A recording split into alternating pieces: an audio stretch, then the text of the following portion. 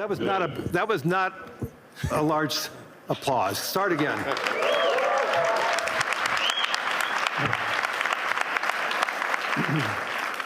That's better. Thank you. Yeah, we're going to make this interesting. How many quotes are you going to want that are going to be after this session? I don't know. I mean, 5. Okay. So good afternoon, everyone. It's great to see everybody here. It's been an amazing week here in Davos. Hopefully everybody saw that we are having conversations here. Hopefully everybody agrees. There are some conversations that we may disagree. There's many conversations that we may have agreed, but through those conversations, and I think today's result with a peace agreement earlier today, the World Economic Forum is here to have those conversations, to have understandings, and also resolution. So it's an important component of who we and what we are, and I'm thrilled to have Elon Musk here. He came all the way from California to be here to see all of you. So thank you, Elon. You're most welcome. I heard about the formation of the Peace Summit, and I was like, is that PIEC? You know, a little piece of Greenland, a little piece of Venezuela. we got one. All we want is peace. Okay, I'm going to, as I said, I'm a pretty proud CEO of BlackRock since we went public. The compounding return of BlackRock to our shareholders was 21%. Since Elon took Tesla public, his compounded return is 43%. This is just another advertisement for everybody, especially for Europeans. This is why more citizens should be investing with growth, investing with their countries. Imagine if a lot of pension funds invested with Elon when Tesla went public, and how much return would all the pension funds that invested side by side with Elon and the growth. So a spectacular return. There's very few companies. Well, I don't think there's any other company as large as Tesla today that has that compounded return. So congratulations. Oh, thank you. It's a good measurement. Well, we have an incredible team at Tesla, and that's the reason. So I want to get into the dirt, the meaningful component about technology, the possibilities. I want to talk about AI and robotics, energy, space, and the progress ultimately coming down to engineering discipline, scale, execution. And few people, if not anyone, has the experience and the fortitude to confront these issues head on. Not just the ideas, but the execution across so many different technologies, Elon, and that's why I thought it was important for us to have this dialogue here in Davos. So you're presently building on AI, on robotics, on space, on energy, all at the same time. When you look across those efforts, what do they have in common from an engineering standpoint? Well, they're all very difficult technology challenges, but the overall goal of my companies is to maximize the future of civilization, like basically maximize the probability that civilization has a great future, and to expand consciousness beyond Earth. So if you take SpaceX, for example, that SpaceX is about advancing rocket technology to the point where we can extend life and consciousness beyond Earth, to the moon, to Mars, eventually to other star systems. And I think we should always view consciousness, life as we know it, as precarious and delicate, because to the best of our knowledge, we don't know of life anywhere else. You know, I'm often asked, are there aliens among us? And I'll say that I am one, but... Or you're from the future. They don't believe me. Okay. But I think if anyone would know if there are aliens among us, it would be me. We have 9,000 satellites up there. And not once have we had to maneuver around an alien spaceship. So I'm like, I don't know. Bottom line is, I think we need to assume that life and consciousness is extremely rare, and it might only be us. And if that's the case, then we need to do everything possible to ensure that the light of consciousness is not extinguished, because we're effectively, the way I view it is, the image in my mind is of a tiny candle in a vast darkness, a tiny candle of consciousness that could easily go out. And that's why it's important to make life multiplanetary, such that if there is a natural disaster or a man-made disaster on Earth, that consciousness continues. That's the purpose of SpaceX. Tesla is obviously about sustainable technology, and also at this point we've sort of added to our mission sustainable abundance. So with robotics and AI, this is really the path to abundance for all. If you say, people often talk about solving global poverty, or essentially how do we give everyone a very high standard of living. I think the only way to do this is AI and robotics, which doesn't mean that it is without its issues. I mean, we need to be very careful with AI. We need to be very careful with robotics. We don't want to find ourselves in a James Cameron movie, Terminator.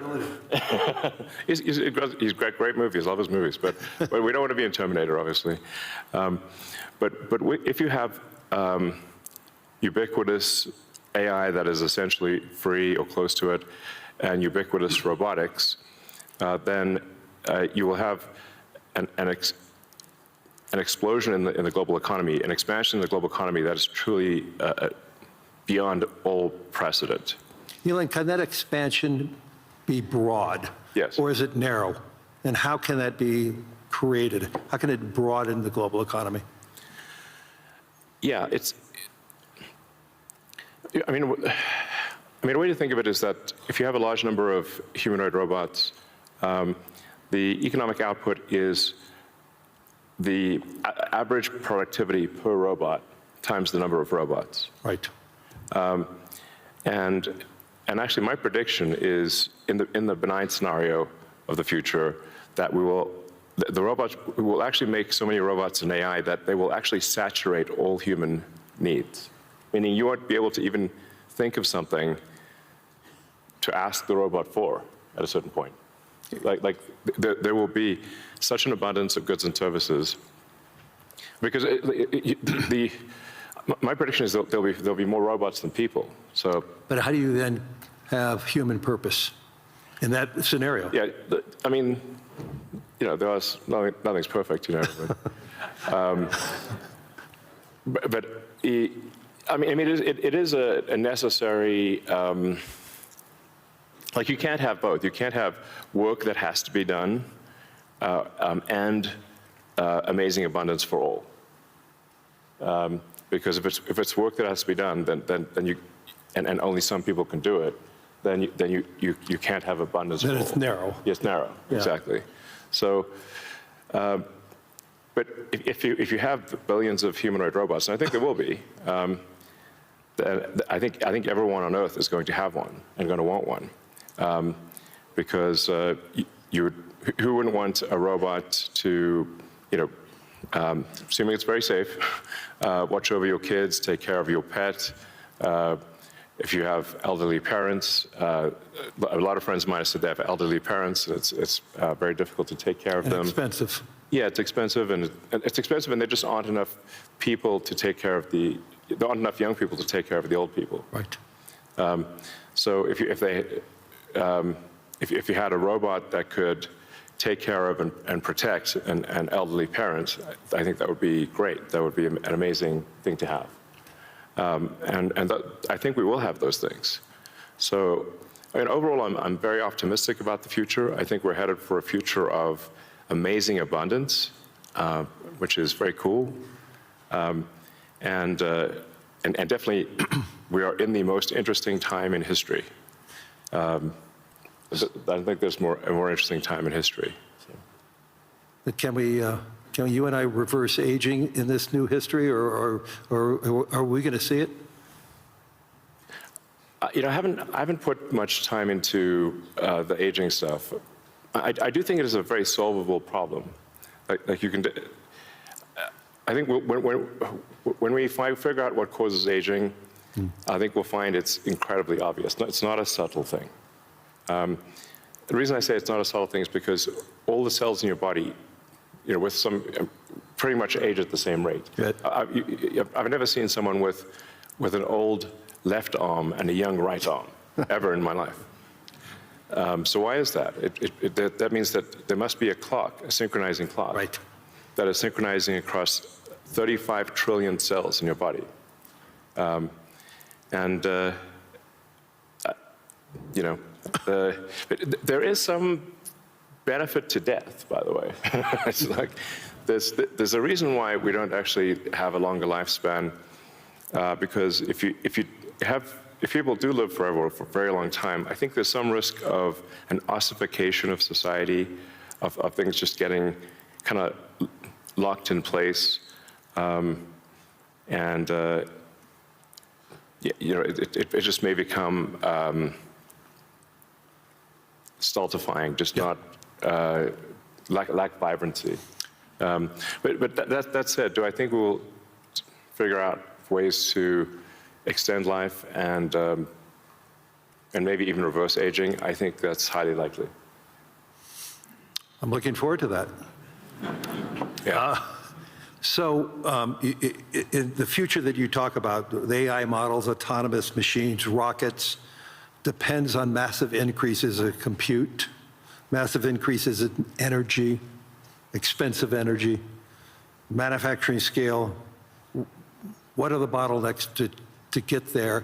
And that, once again, with all that expenditures, again, how can we make sure that it's broad and not narrow?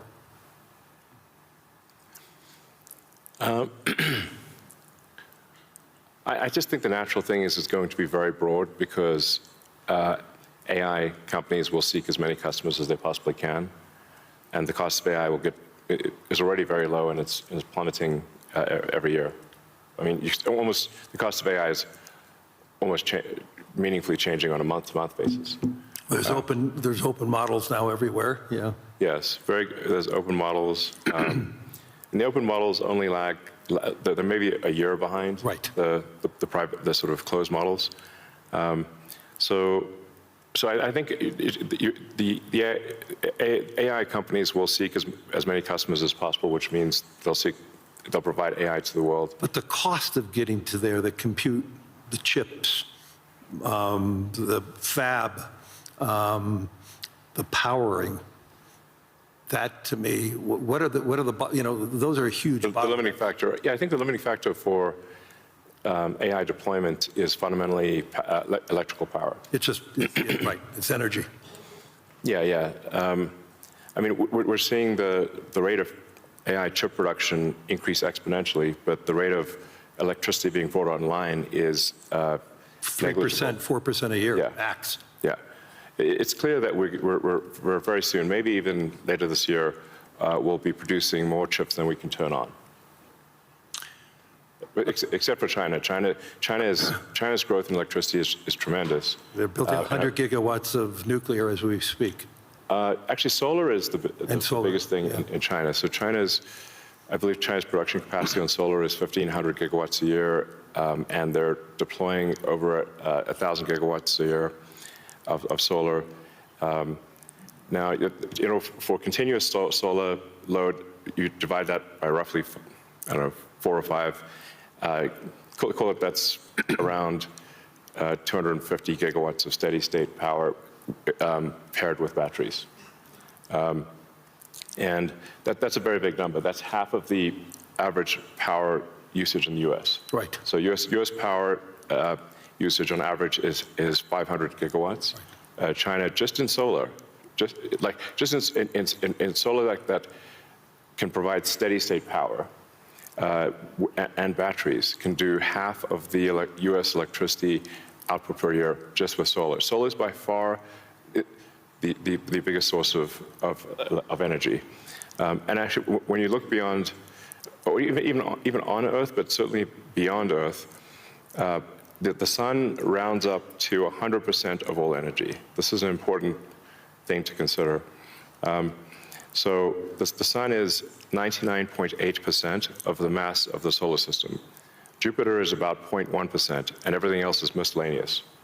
Now, even if you were to burn Jupiter in a thermonuclear reactor, the amount of energy produced by the sun would still round up to 100%, because Jupiter is only 0.1%. If you teleported 3 more Jupiters into our solar system, and burnt 3 more Jupiters, and everything else in the solar system, the sun's energy would still round up to 100%. So it's really all about the sun.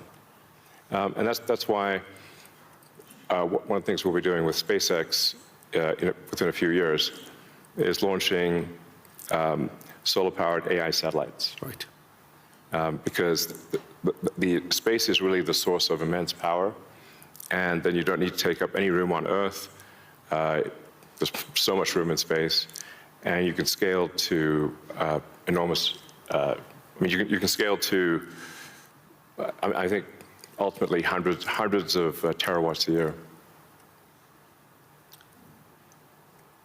You and I have had these conversations before, but why don't you tell the audience, what would it take for the United States, and what type of geography would it take to have that solar field to electrify the United States? And then let me ask a question, why aren't we doing it? Yeah, so, I mean, I guess a rough way to think about it is 100 miles by 100 miles, or call it, I don't know, 160 kilometers by 160 kilometers of solar is enough to power the entire United States. So, 100 mile by 100 mile area is, I mean, you could take basically a small corner of Utah, Nevada, New Mexico. Obviously, you wouldn't want it all in one place, but it is a very small percentage of the area of the U.S. to generate all of the electricity that the U.S. uses. And the same is true, actually, I mean, for Europe. You could take a small part, you could take relatively unpopulated areas of, say, Spain and Sicily, and generate all of the electricity power that Europe needs. So why don't you think that there's a movement towards that here and in the United States? Well, there is. As it is in China. Well, unfortunately, in the U.S., the tariff barriers for solar are extremely high, and that makes the economics of deploying solar so artificially high, because China makes almost all the solar, What would it take for Europe or the U.S. to build it commercially, if it's that scale? Yeah, I think. Well, I can tell you what we're going to do, at SpaceX and Tesla is we're building up large-scale solar. Right. So the SpaceX and Tesla teams both separately are working to build to 100 gigawatts a year of solar power in the U.S., of manufactured solar power. That'll probably take us, I don't know, about 3 years or something. But these are pretty big numbers. Mm-hmm. I'd encourage others to do the same. We obviously don't control the U.S. Tariff policy, mm-hmm. But for other countries, I would recommend that China makes solar cells that are incredibly low cost, and I think it would be worth doing large-scale solar.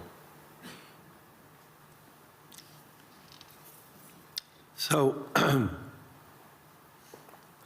I know you're going to be having a couple of big announcements on robotics and what it can do.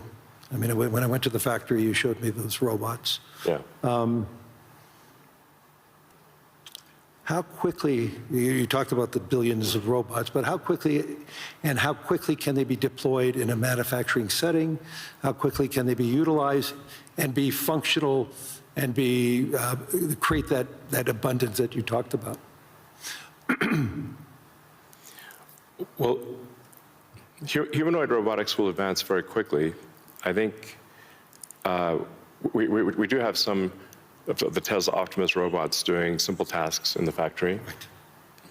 We expect probably later this year. By the end of this year, I think they'll be doing more complex tasks, but still deployed in an industrial environment. And probably sometime next year, I'd say that by the end of next year, I think would be selling humanoid robots to the public. That's when we are confident that it's very high reliability, very high safety, and the range of functionality is also very high. You can basically ask it to do anything you'd like. You're already seeing that in Tesla cars, the software changes that you're doing. And what is it, every quarter now, a software change that upgrades the ability of the robot within the car? Yes, the Tesla full self-driving software, we update it sometimes once a week. Recently, some of the insurance companies have said that it is actually so safe, when Tesla full self-driving is so safe that they're offering customers half-price insurance if they use Tesla full self-driving in their car. And that can be monitored by the insurance company? Is that part of the agreement then? Yeah. I think self-driving cars is essentially a solved problem at this point. Right. And Tesla's rolled out a sort of robotaxi service in a few cities, and right. will be very, very widespread by the end of this year within the U.S.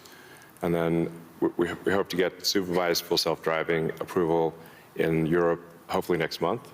Really, that quickly? Yeah, and then maybe a similar timing for China, hopefully. I want to move to space because historically space is very capital intensive. It historically been done by governments. Obviously, SpaceX changed the whole model.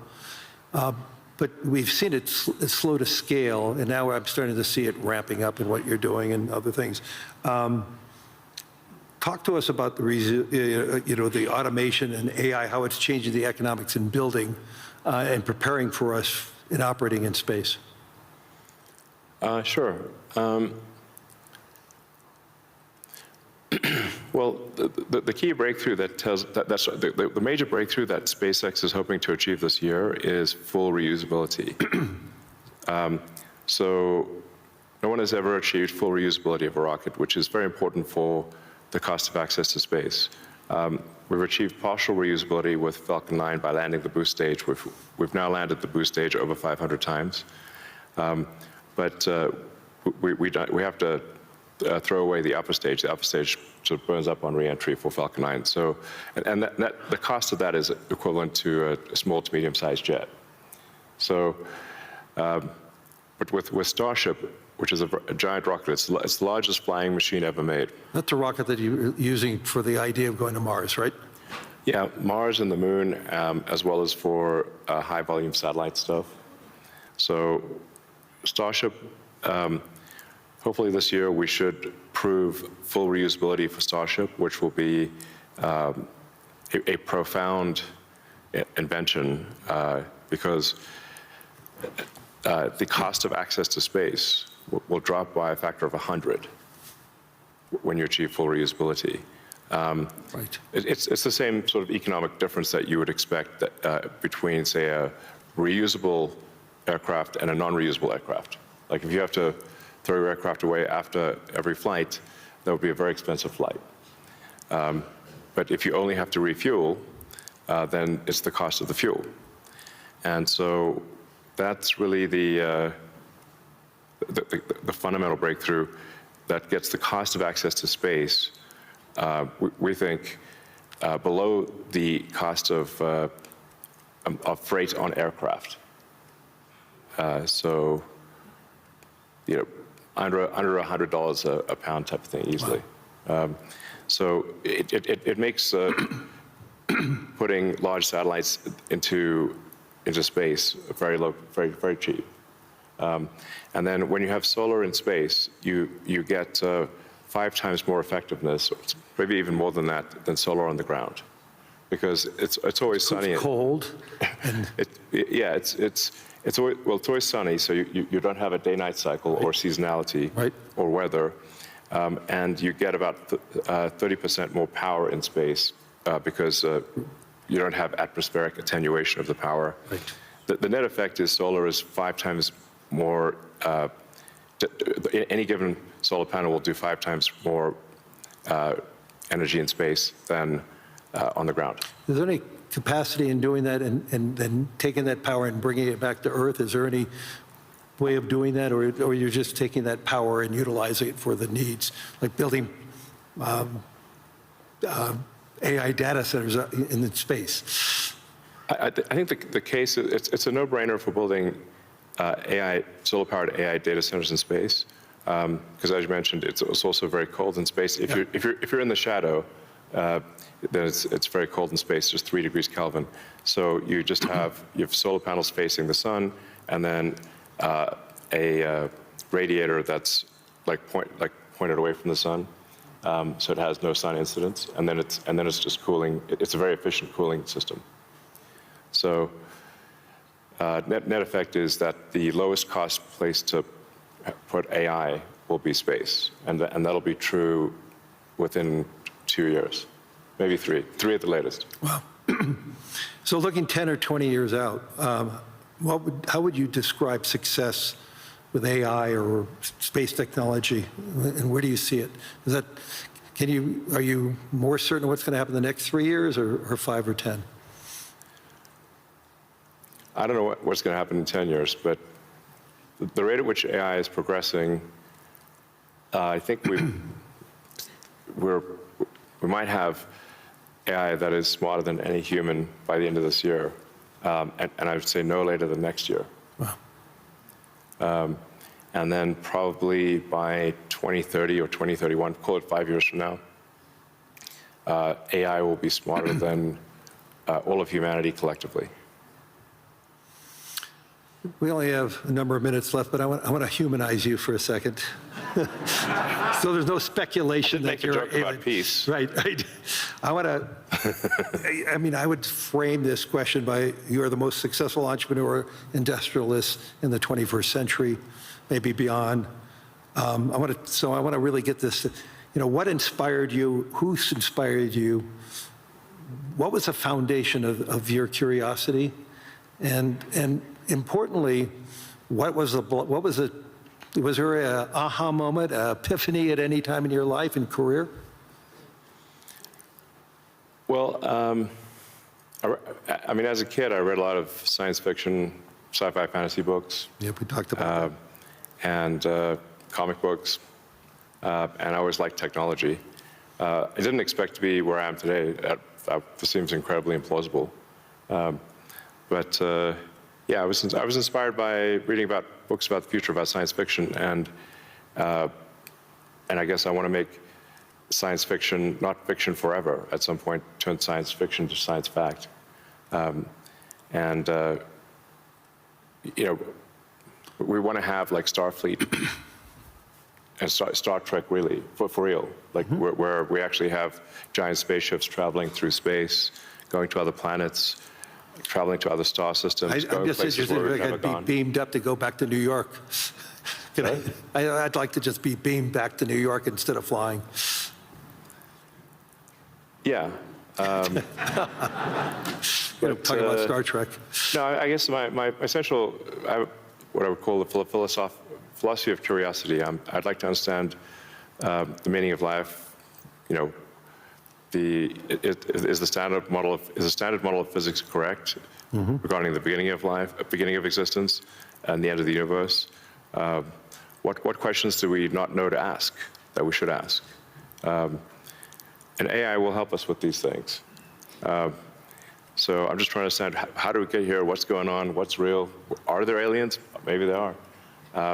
And if we've got spaceships that are traveling to other star systems, we may encounter aliens, or we may find many long-dead alien civilizations. But I just want to know what's going on. I'm curious about the universe, and that's my philosophy. Do you see yourself ever going to Mars in your lifetime? Yeah, I mean, I would say like, That's a long commitment. I've been asked. Isn't that 3 years each way? It's 6 months. 6 months, that's all it is? Yeah, 6 months, but the planets only align every 2 years. Okay. So, yeah, I've been asked a few times, like, do I want to, die on Mars? And I'm like, yes, but just not on impact.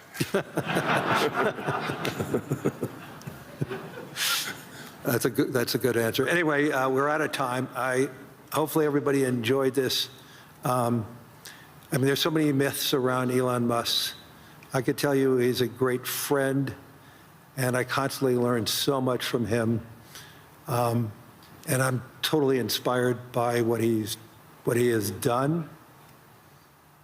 I've been inspired who he is, and I'm totally inspired by his vision of the future. And I don't think it's such a bad future, and I agree with his optimism. So, Elon, thank you. Any last words? Well, I think my last words would be, I would encourage everyone to be optimistic and excited about the future. Good. And generally, I think for quality of life, it is actually better to err on the side of being an optimist and wrong rather than a pessimist and right. On that note.